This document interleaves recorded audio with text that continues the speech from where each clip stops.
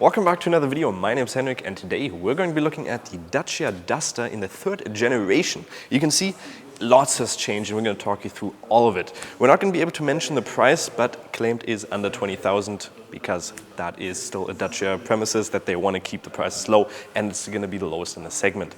So there's quite a lot to see, so let's get right into it. Let's first of all start off with the different engines variants that you can get. So the biggest one, because it is on the new CMF-B platform where also the Jogger is on, you can see a video up there if you want to check that out.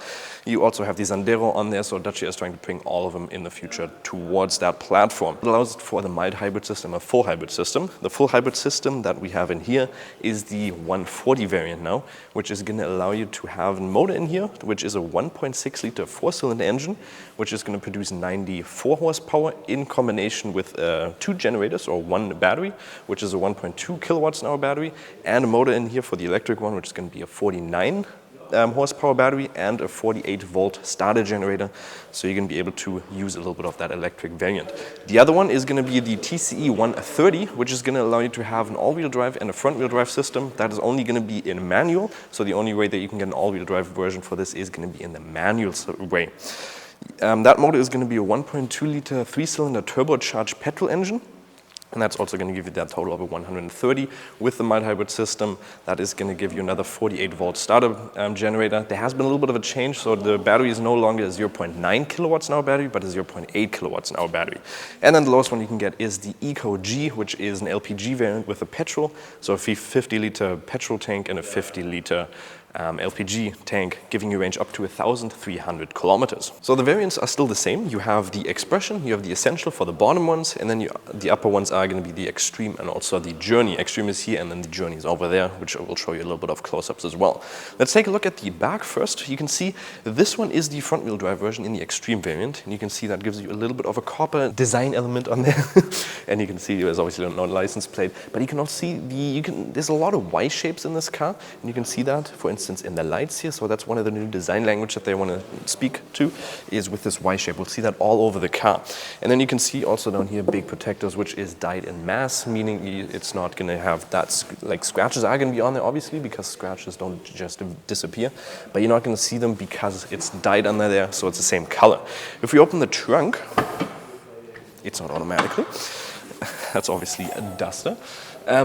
You have a little bit more storage space, which is nice. Because of the new CMF-B platform, that allows for a little bit more storage space. So you have 6% more storage space in here, which is now 472 liters, so 27 liters more than the previous model, however, only for the front-wheel drive version. You can see because we have the Extreme variant, you also get like these very matte things in here, because the Extreme variant is more for people who want a little bit more extreme off-roading and stuff like that. And the other pretty cool thing is that you now get is YouClip. So you can see up here we have like this clipping system, and you can see we have like this 3-in-1 box.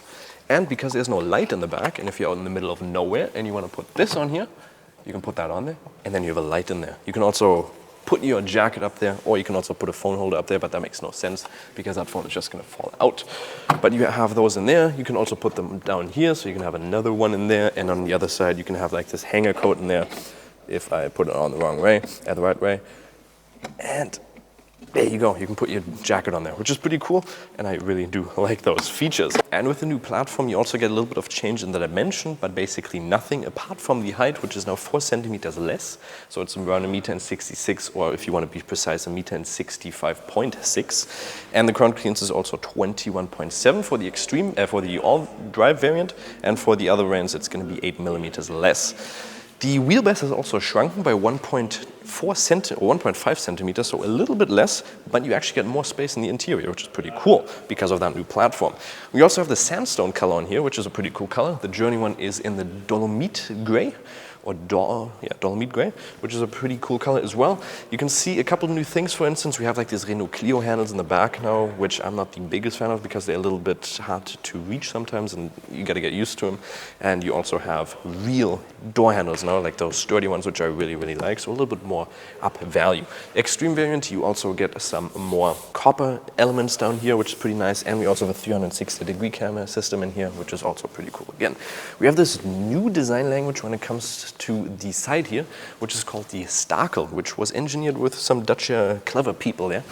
and you can see if you go a little bit closer, it is out of 20% recycled materials, as you can also see up there. And you can see you have like this white touches to it, which means it's uncolored, but it looks pretty cool, and it's just very robust and allows you to use the car wherever you want, especially if you have the extreme variant. When it comes to the tires, we also have 18-inch tires now, which is the first time that we have them on here.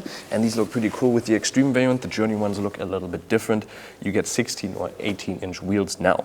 And one thing that's also new is you get disc brakes in the front and also in the back, which is another thing that is also new instead of like those drum brakes.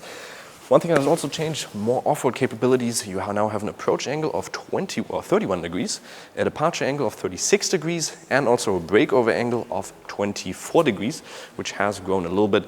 And you also get an assist when it comes to downhill driving and also uphill driving up to 30 kilometers, which also works in the reverse gear, which is pretty cool.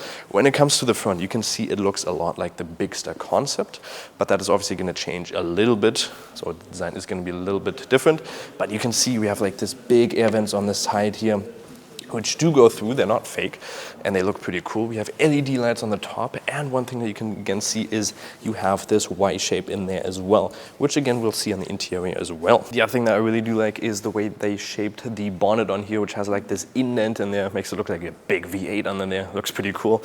And then also down here this big front grille. In general, the design just looks very, like, I really like it. It looks a lot more modern, looks a lot more, it like speaks to more people, you know what I mean? It just looks really, really good.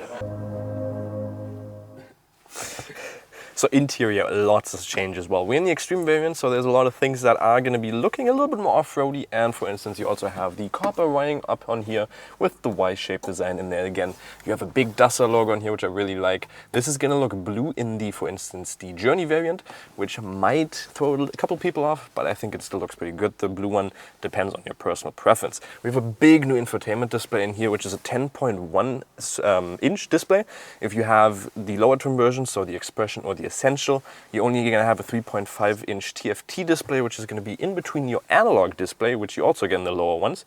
You get a full digital cockpit, which is 7.1 inch display in the higher trims, which I really, really like. And there's a lot of information that you can show on there as well. We'll look at that in a little bit more in depth in a second. Further down, you can see again, you have these grills, which are going to be in copper once again, and buttons down here, which I really like. And they also have this, like, listen to that. That is really, like, I really like that sound. It sounds really good. And down here we also have a 6-speed manual gearbox. We have an inductive loading space, which you get with the higher trims, and 2 USB-Cs and also a 12-volt charging port in there. Lots of storage space down here, a little bit of storage space. You still got the old key fob, which I'm not the biggest fan of. And one thing that they didn't also change is the way you select your music, which I'm also not the biggest fan of because I've never really liked this style and just makes the car look a little bit more old. And you also have 2 cup holders in here, which I like. And these seats, again, you get these with the extreme variant. So these are washable TEP micro cloud fabrics, and they feel like, well, like, how do you say that, like neoprene, or like these like when you go into the water and you want to stay cold, you want to stay warm, that's how they feel, like waterproof stuff, and they feel really nice. I really like them. Good quality. You can see obviously they got to save somewhere, so they still have a lot of hard plastic, but the material in general went up a lot and it feels a lot more high quality. You can see on the steering wheel they also changed the design a little bit. You have a flatten on the top and also on the bottom, but the buttons on here are still the same. You now also get standard speed limiter and also a cruise control. You get those standard on all models, which is nice. And considering it's a cheap car, you still get a lot of safety features, which I'm going to pop on the list on there. On the side you also get the same material that you get on here on your seats, which are different on all the variants, and you can see the color. There's again the Y shape on the door handle there, again a complete Y shape in there, which looks pretty interesting. You also now have height adjustable passenger seats, which is pretty cool. And you also can see we have like this, we have a new head roof, or like a roof, which is the same as, for instance, in the Renault Clio. So a little bit more high quality in here, which is very, very nice. And what's also nice is it's tilted a little bit towards you, so it's a little bit nicer to see. You also now have Apple CarPlay and Android Auto in here, which is wireless, which is really nice. And the touchscreen is very responsive, as you can see. like that is very responsive. This is a pre-production car, so it might even change a little bit, but this is pretty responsive, which I like. The other thing that you can see, you have this all-road info, which is pretty cool. So that's going to show your, it's in German right now, but your lateral tilt, your pitch and downhill, like uphill and downhill pitch. It's going to show your power distribution between your front and rear wheel drive. Obviously because you're only going to be able to get the full power distribution if you have the all-wheel drive variant. And you also get the downhill assistance in there. You now get 5 different drive modes, which are going to be mud, snow, sand. You have like off-road, you have eco, and you also have auto, I think. Yeah, I'm not totally mistaken. I think those are the correct ones. And let's quickly look at this as well. So you have a couple of different displays you can put on here. I hope the camera is okay, you're not shaking too much, but you can change between a couple of things. You can navigation, eco monitor, distance. You can have a lot of stuff in there, which is pretty nice. So you might expect, because the car is a little bit lower, you might not get that much headroom, but you still got plenty of headroom. I'm 1.80 m tall, or 1.79 m, which is 5'11", so not 6 foot, but I got plenty of headroom, which is really nice. And you also have a good amount of legroom. You get 3% or 3 centimeters more legroom in here, which, well, it's not that noticeable, but you can definitely feel this is adjusted to me in the front. So again, 1.80 m, 5'11", and you got quite a good amount of space. A little bit of storage space. You got a YouClip system in here as well. You got 2 USB-Cs down there, and also these mats again, which come with the Extreme variant, just to get those mud protection. And again, these washable TEP micro cloud in here, which feel really, really nice. I really like them. But you don't actually get the Y design on the back, so you can't see any indication down here of the Y design in the back, which is interesting. And one thing I did forget to mention on the outside is the roof capacity. You have 80 kilograms with the Extreme variant. You get a modular system, so that's going to allow you to just move it parallel or vertical. That way. You know what I mean.